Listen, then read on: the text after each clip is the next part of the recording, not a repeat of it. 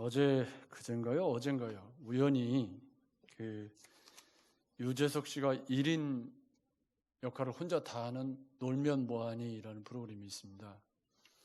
근데 거기에 보면 유재석 씨가 당근마켓이라는 데서 사람들이 올린 글들을 그 PD가 따가지고, 근데 거기에 별게 다 올라오더라고요. 어떤 사람은 자전거를 가르쳐 주세요.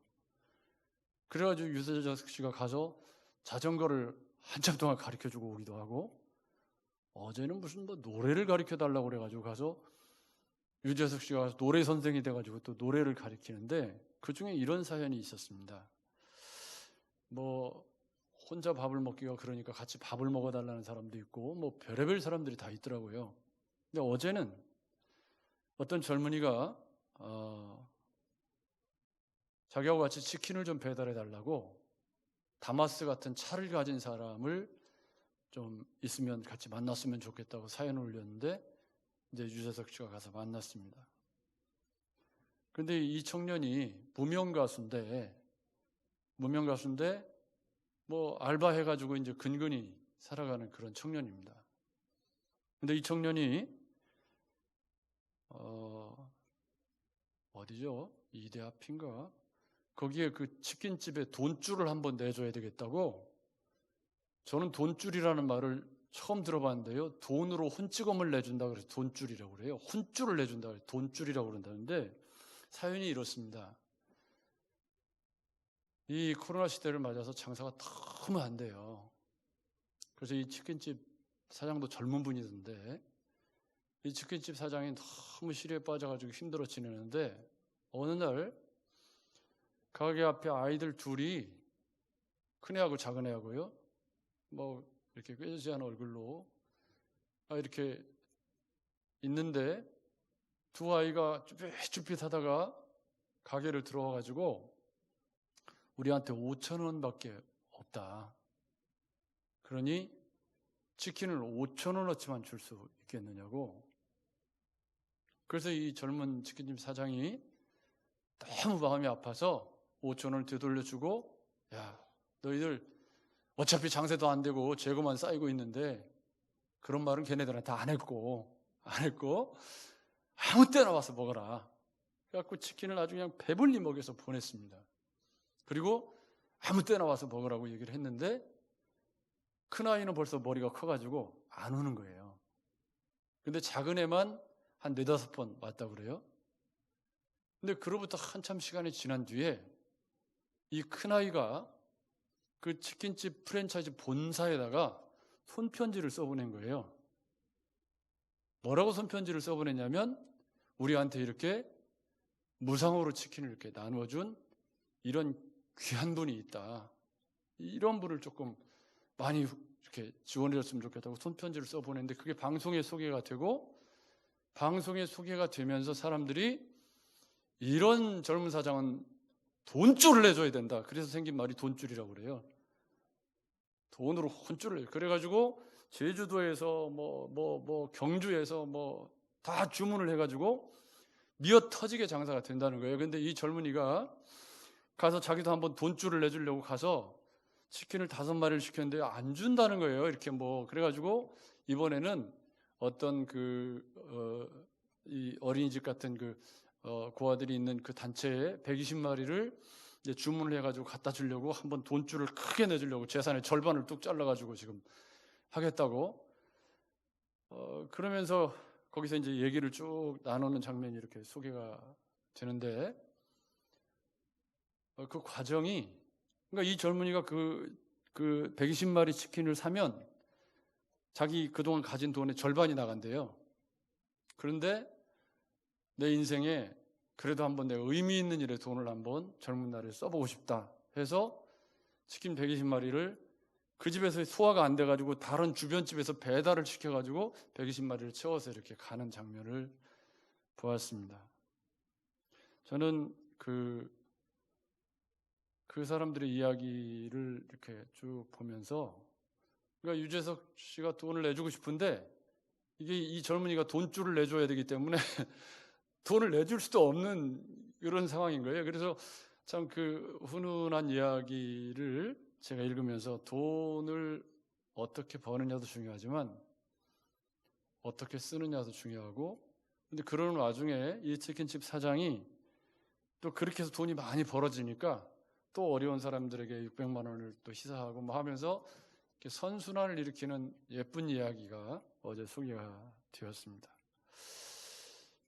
코로나로 살기가 어렵다, IMF 버금간다, 뭐 이런 이야기들이 계속 나오고 있습니다. 그러면 그럴수록 우리는 더 이렇게 움켜쥐게 되고, 그래서 자칫 인색해지기 쉽고 마음이 좁아지기 쉬운 이때에 오늘 우리는 지난 주간에 묵상했던 부자 청년, 관리 청년, 오늘날로 말하면 공무원이겠죠. 7급쯤 되는지 잘 모르겠어요.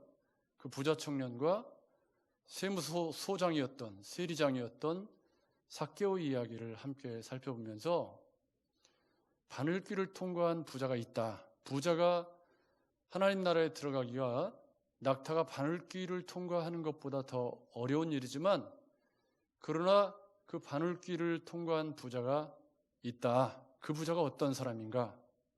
결론부터 지금 말씀드리는 거예요. 삭개오는 세리장인데 여리고가 아주 돈이 흥청망청 많은 그런 상업도시였기 때문에 완전 거기서 꿀보직이죠. 그래서 세리장으로서 마음껏 이렇게 부정축제를 하고 돈을 엄청나게 많이 모았겠죠. 그죠? 그런데 그렇게 돈을 많이 모았는데도 해결되지 않는 문제가 있어요. 그게 뭐죠? 돈을 그렇게 많이 가져도 뭐가 헛헛한 거예요. 인생이 헛헛한 거죠. 자, 일단 부자 청년의 이야기부터 살펴보겠습니다. 이 청년을 우리는 구도자라고 부르는데, 이 부자 청년은 직업이 관원입니다. 그러니까 안정된 직장을 가지고 있다는 의미죠. 여러분 맞죠? 그리고 원래 큰 부자였습니다. 그러니까 안정된 직장을 가졌을 뿐만 아니라 돈이 굉장히 많은 부자입니다. 그런데 이 청년이 계명을 굉장히 잘 지키고 소시적부터 부모를 공경하라 이런 계명들을 다 잘 지켜왔는데, 그런데 마음이 헛헛한 거예요. 그래서 고민하다가 예수님께 찾아와가지고 질문을 했습니다. 내가 무엇을 해야 영생을 얻을 수 있겠습니까? 그러니까 이 질문은 이 부자 청년이 돈도 많고 안정된 직장을 가지고 있고 그리고 계명을 잘 지키고 있었는데, 근데 아직 구원의 확신이 있어요, 없어요? 없어. 그러니까 영혼의 갈증이 해결이 안 되는 거예요. 그런 문제로 해결이 안 되는 거예요. 여러분, 돈으로 해결할 수 없는 문제가 분명히 있죠. 그리고 이 청년처럼 외형적으로 장로들의 유전에 있는 그런 계명들을 잘 지켰음에도 불구하고 뭔가가 내가 미진한 것이 있다고 본인이 느낀 거예요. 그죠? 근데 질문이 잘못된 것이 뭐냐면, 내가 무엇을 하여야 영생을 얻겠습니까? 그러면 영생을 무엇을 해서 얻을 수 있는 건가? 기독교의 영생은 그게 아니죠. 값없이 은혜로, 믿음으로, 선물로 받는 것이죠. 그러니까 이 청년은 지금 초점이 어긋나 있으니까 계속 헛바퀴를 도는 거예요. 여러분, 우리가 예수 믿고 구원받은 것에 있어서 무엇인가를 해서 구원을 얻고 또 무엇인가를 해서 천국에서 더 높은 자리를 차지한다라고 가르치는 것은 그건 기독교가 아닙니다. 순서가 바뀌어야 돼요. 값없이 은혜로 구원을 받았고 그 은혜에 감사해서 이렇게 살아야 합니다. 이게 정답입니다. 여러분 맞죠? 이 순서가 뒤바뀌면 행위구원이 되는 거예요. 근데 이 청년의 관점은 뭐죠? 행위구원의 관점인 거죠. 내가 뭘 해야 구원을 얻을 수 있겠다, 이런 생각을 가지고 있는 겁니다. 그러니까 주님이 그 청년의 말을 듣고 가서 그러면 가서 계명을 잘 지켜라. 주님이 몰라서 그런 건 아니고 이 청년의 문제를 드러내기 위한 질문인 거죠. 이 청년이 뭐가 문제인지를 드러내기 위한. 그러니까 어떤 계명을 말합니까? 라고 청년이 물었습니다. 주님이 살인하지 말라, 간음하지 말라, 도적질하지 말라, 거짓 증거하지 말라, 내 부모를 공경하라, 내 이웃을 내 몸과 같이 사랑하라 하신 것이니라. 주님이 이 청년의 질문 의도를 몰라서 이렇게 말씀하신 건 분명히 아닐 거예요. 그런데 이 구도자로서 이 청년이 그 말씀을 듣고, 주님, 이런 건 제가 어릴 때부터 몸에 배서 계속해서 지켜오던 겁니다. 그런데 아직 제게 영생의 확신이 없습니다. 그러니 뭐가 더 필요한 겁니까? 뭘 더 어떻게 해야 내가 영생을 얻을 수 있습니까? 이런 질문이죠. 여러분 맞죠? 그러니까 이 청년은 나름대로 한다고 하는데 자기도 아는 거예요. 뭔가 내가 부족하다는 걸. 그런 청년을 향해서 네게 한 가지 부족한 것이 있으니 내 소유를 팔아 가난한 자들에게 나누어 주라. 그리하면 하늘에서 보화가 내게 있으리라. 주님의 처방입니다. 근데 이 청년은 공무원이기 때문에 재산을 이렇게 좀 해도 원래 부자니까요. 먹고 사는데 큰 지장이 있나요, 없나요? 없죠. 큰 지장이 없어 보여요. 그런데 이 청년이 재물을 굉장히 이렇게 주님보다 더 귀하게 여겨서 마음에 근심하면서 돌아갔다. 그러니까 네가 숭배하고 네가 철석같이 믿고 네가 의지하고 있는 그 재물을 팔아서, 그 말은 무슨 얘기냐면 재물을 의지하는 신앙을 포기하고 온전히 하나님만 의지하는 신앙으로 돌아서면 네 안에 영생의 확신, 구원의 확신이 찾아올 것이다. 아멘. 아멘. 우리가 하나님과 재물을 겸하여 섬길 수 없다. 누가복음 16장에 나온 이 말씀이 계속해서 복음서에 계속 흘러가고 있습니다. 그런데 이 청년은 지금 하나님과 재물을 겸하여 섬기려고 할 뿐만 아니라 뭐죠? 하나님과 재물을 겸하여 섬기려고 할 뿐만 아니라 사실은 주님보다 재물을 더 사랑하고 있다. 이 청년의 말씀을 듣고 봐라, 부자가 하나님 나라에 들어가기는 낙타가 바늘길을 통과하는 것보다 더 어렵다라고 주님이 처방을 내리신 겁니다.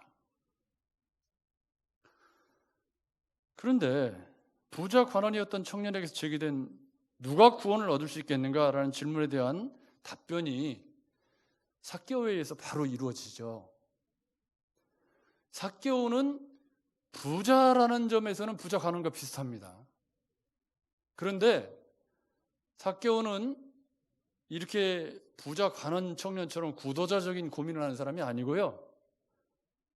배운 것도 아마 많지 않았을 가능성이 많고, 키도 작고, 거기다가 세리도 아니고 세리장이기 때문에 유대인들로부터 완전히 왕따를 당하는 외로운 사람이었습니다. 근데 이 사람도 똑같이 여리고라는 도시가 상업도시이기 때문에 거기 뭐 돈이 넘쳐나는, 그래서 세수를 얻기에 아주 얼마나 좋은 꿀보직, 거기다 세리장이니까 얼마나 많이 부정축제를 해서 돈을 많이 모았을지 여러분 상상해 보시기 바랍니다. 그런데 이 삭개오도 그렇게 많은 돈을 모아가지고 떵떵거리면서 살고 있는데 이게 뭔가 마음이 헛헛한 거예요. 그렇지 않으면 주님에게 관심을 가질 이유가 있나요, 없나요? 여러분, 우리는 성경에서 답을 찾고 성경에서 길을 찾고 성경을 통해서 우리의 삶을 바꿔가는 삶을 살아야 합니다. 전도서에만 그런 말씀이 있는 게 아니고요. 복음서에 아주 실제적으로 전도서에 있는 말씀이 예화처럼 나오고 있는데, 삭개오처럼 돈 많은 사람이 아마 이 부자 간원보다 더 부자였을 가능성이 많습니다. 삭개오는.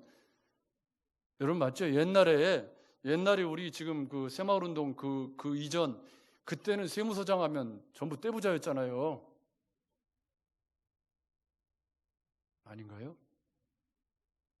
요즘은 그렇게 할 수 없지만 옛날에는 그랬죠. 지금도 제가 운전면허를 따고 초창기 가끔씩 기억이 날 때가 있어요. 붙잡아가지고 경찰 공무원이 이렇게 옆에 서가지고 신분증 주세요 해놓고서 이런 일들이 비일비재했잖아요. 옛날에. 지금은 이제 그럴 수 없는 사회가 되었지만, 그러니까 여리고의 세리장이었던 삭개오가 얼마나 어마어마한 부자였을까는 여러분들 상상이 맡깁니다. 그런데도 해결되지 않는 문제가 있는 거예요, 이 사람이. 그래서 주님이 여리고로 오신다는 소문을 듣고 뭘 어떻게 하겠다는 것도 아니고, 무슨 이 사람이 부자 관원처럼 내가 뭘 어떻게 해야 구원을 얻겠습니까? 이런 원초적인 고민을 한 것도 아니고, 그냥 주님이 보고 싶은 거죠. 마음이 헛헛하고, 그러니 주님이 그동안 해오셨던 말씀이나 들려오는 소문을 삭개오가 쭉 들으면서 뭔가 주님을 만나면 내가 뭔가 인생에 내 헛헛한 마음을 채울 수 있지 않을까 하는 어떤 그런 막연한 기대를 가지고 삭개오가 주님이 오는데 이렇게 가서 이제 막 사람들이 쌓여서 주님이 오고 있는데, 보려니까 키가 작아서 배야지 이게. 우리 운동하는 모임에 제 아내보다 키가 조금 이만큼 작은 목사님이 한 분 있습니다. 이렇게 탁구를 치다 보면 탁구대 위로 이렇게 타고 올라가요. 이렇게 막 자주 배를 타고 올라가, 키가 작으니까. 근데 저한테 어제 뭐라고 얘기를 하냐면, 내가 키 작아서 딱 불편한 게 하나 있는데 그거 뭐냐 하니까, 저 문 있잖아요. 저 문 위에 이거 문고리를 잠그는 키가 안 닿는데. 겁나 불편하대요. 그것 때문에. 그 키가 안 닿아서 엄청 불편하대요. 여러분 잘 이해 못 하시죠? 손 뻗으면 닿는 걸 왜 안 닿아? 근데 아무튼 키가 작은 삭개오가 보니까 이 사람 때문에 볼 수가 없네요. 그래서 주변에 올라가기 편한 돌 무화과 나무 위로 올라간 거죠.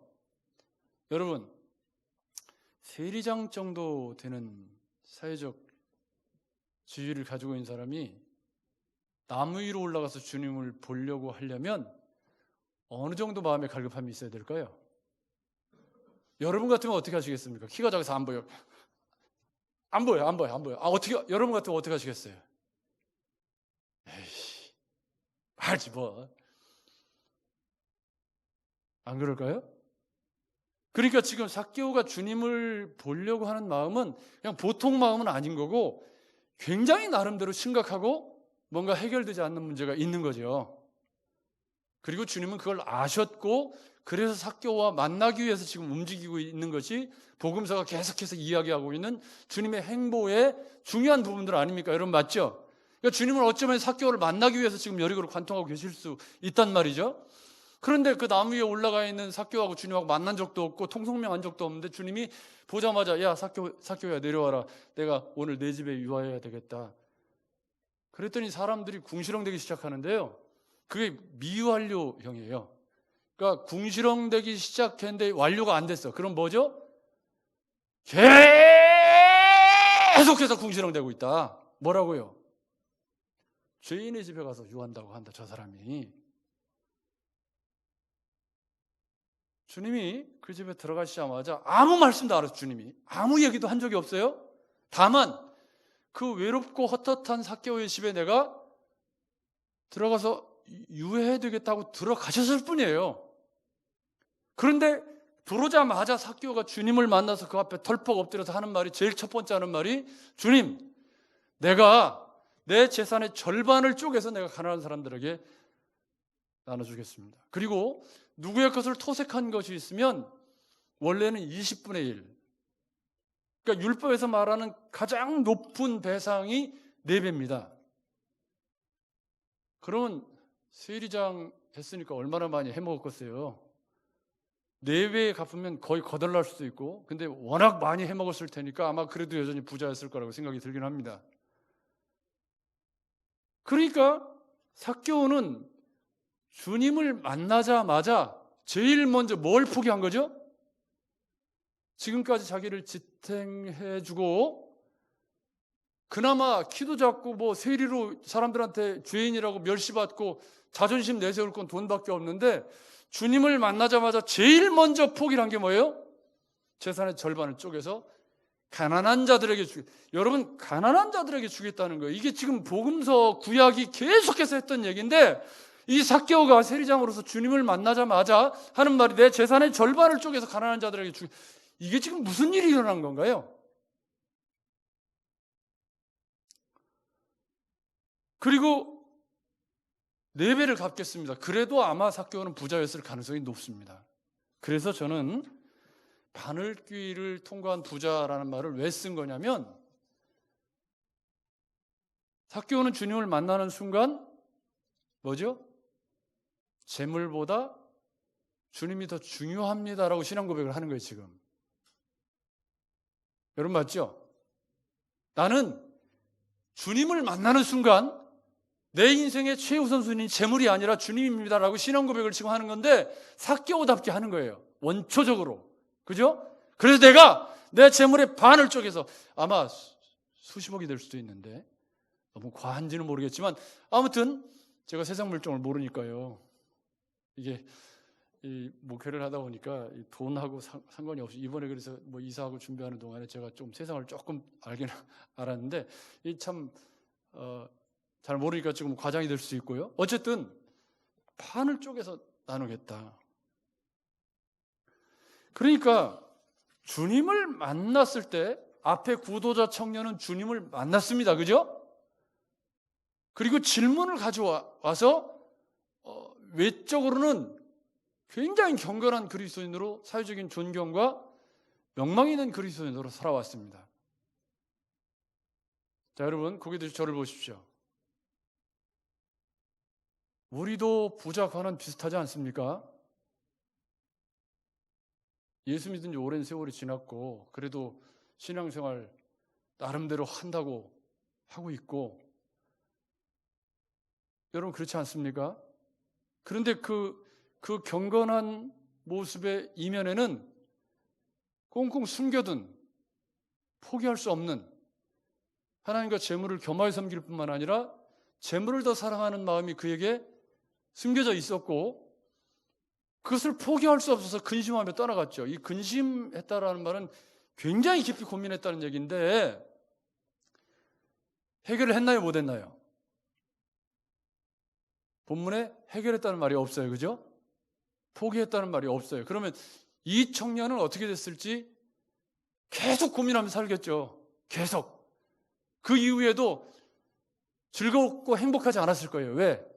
주님한테 그런 말을 더 들었기 때문에, 이게 내가 지금 내가 마음이 이렇게 헛헛하고 편하지 않은 이유가 하나님과 재물을 겸하여 섬기려고 하고 있기 때문에 주님으로부터 오는 평안을 내가 못 누리고 있다는 걸 주님이 직접 처방을 내려 들었기 때문에, 이 부자 관원은 그 이후로부터 내가 이 재물을 내가 이겨야 내가 진정한 주님으로부터 오는 행복을 누릴 수 있겠다라는 생각을 하면서도 못 버리는 자기와 계속 싸워야 되겠죠. 여러분 맞죠? 여러분은 어떠신가요?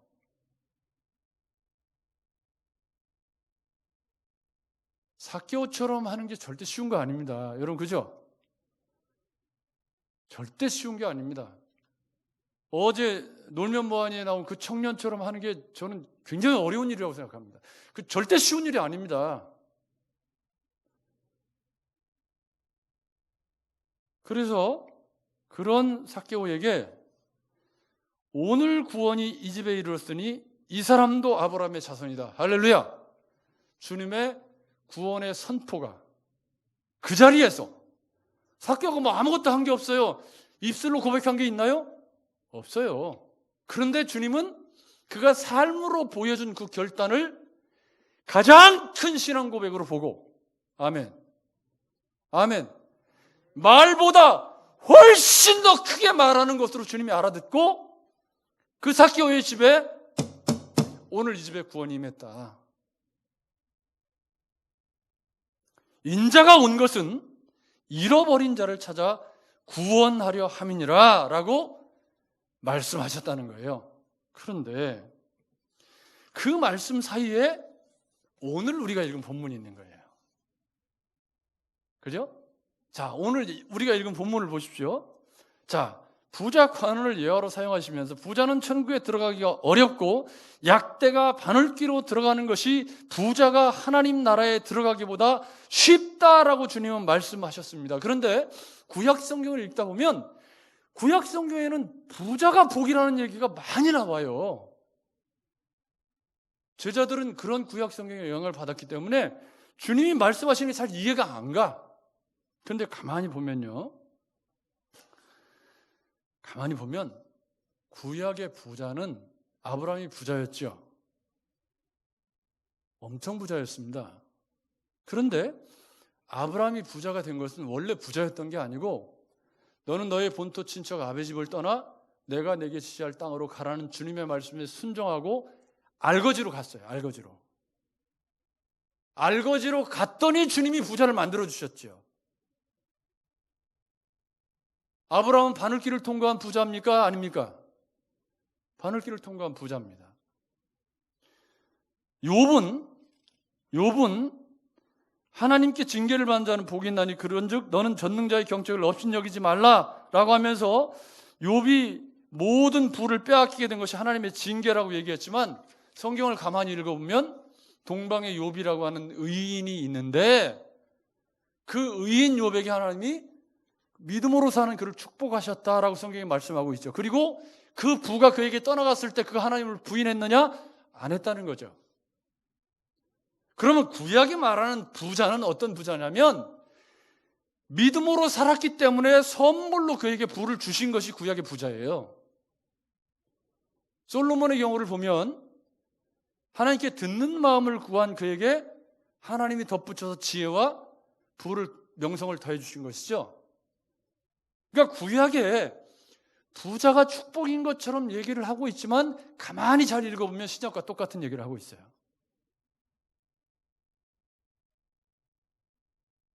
돈을 따라가는 인생이 아니라 믿음으로 살았더니 하나님이 돈을 붙여주셨다는 건데 우리 현실하고는 좀 거리가 있나요? 그렇지만 한 가지 분명한 건 삭개오도 부자 청년도 돈이 많았지만 평안하지 않았다는 거죠. 이것이 타락한 인생들이 가지고 있는 근원적인 문제라는 거예요. 돈으로도 해결되지 않는 영혼의 구원에 관한 문제라는 거죠. 영혼의 갈증의 문제죠. 그런데 그 문제를 삭개오는 어떻게 해결했죠? 주님을 만나는 순간 자기가 모든 자기 삶을 지탱하고 있는 재물을 빡 쪼개서 나누면서 주님 안에 참된 안식을 향해 나아갔고 주님의 구원 선포를 받게 되었다는 거죠. 여기에 제자들의 질문이 있습니다. 그런즉 누가 구원을 받을 수 있겠습니까? 주님 뭐라고 답변하시죠? 삭개오 같은 사람이 구원받는 거야. 아멘. 그러면 삭개오 같은 사람은 어떤 사람이죠? 하나님과 재물이라고 하는 선택의 사이에서 1초도 고민하지 않고 누구를 선택했어요? 주님을 선택한 거죠. 아멘. 주님을 선택한 거예요. 그런데 누가 구원을 받을 수 있겠습니까? 라는 질문 다음에 주님이 뭐라고 말씀하시냐면 하나님으로서는 다 할 수 있느니라. 아멘. 이게 쉽다는 얘기 아닙니다. 삭개오가 이렇게 재산의 반을 쪼개서 나눌 수 있었던 그 과격한 실천을 내 의지만 가지고는 못하는 거죠. 여러분 맞죠? 성령의 도우심이 필요하고 주님이 하실 수 있죠. 나는 못해도 내 안에 계신 주님이 그것을 가능하게 하죠. 우리가 올바른 인격적인 주님과 만났을 때. 그래서 하나님이 하실 수 있는 모델이 바로 삭개오라고 주님은 제시해 주시고 있는 것입니다. 그래서 저는 삭개오가 바늘길을 통과한 부자다. 사랑하는 여러분, 그 이후에 삭개오가 어떻게 살았는지는 성경에 아무 얘기도 안 나와요. 그죠? 주님 십자가에 달리실 때 삭개오가 뭘 했는지도 기록이 아무것도 없어요.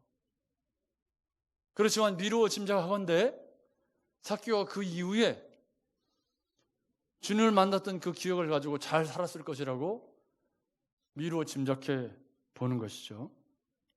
저는 오늘 이 코로나로 인해서 정말 우리의 삶이 참 어렵다.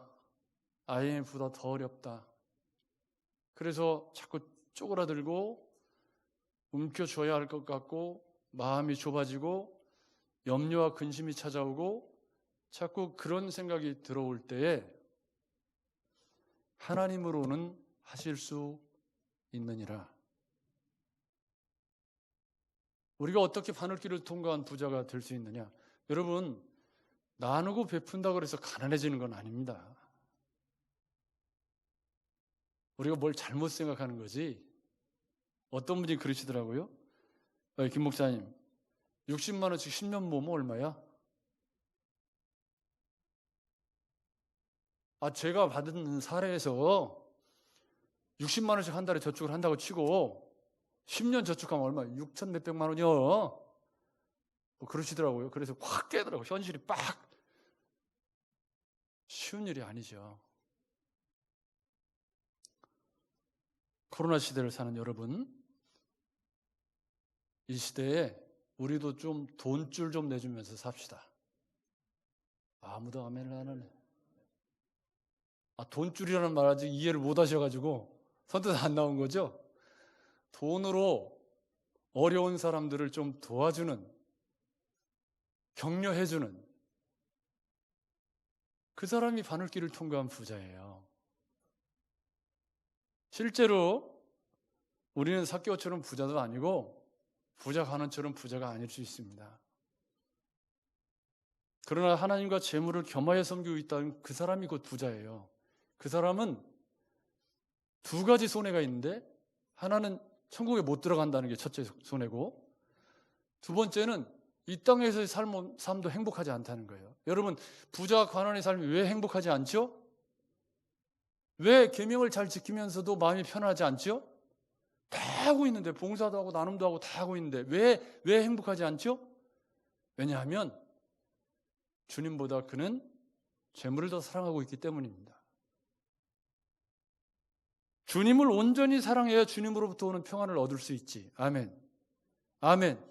주님으로부터 오는 행복은 주님을 온전히 사랑해야 얻을 수 있는 거지, 다른 것을 다 사랑하면서 주님을 같이 거기에 덧붙여서 사랑하면 주님으로부터 오는 행복은 찾을 수 없는 거죠.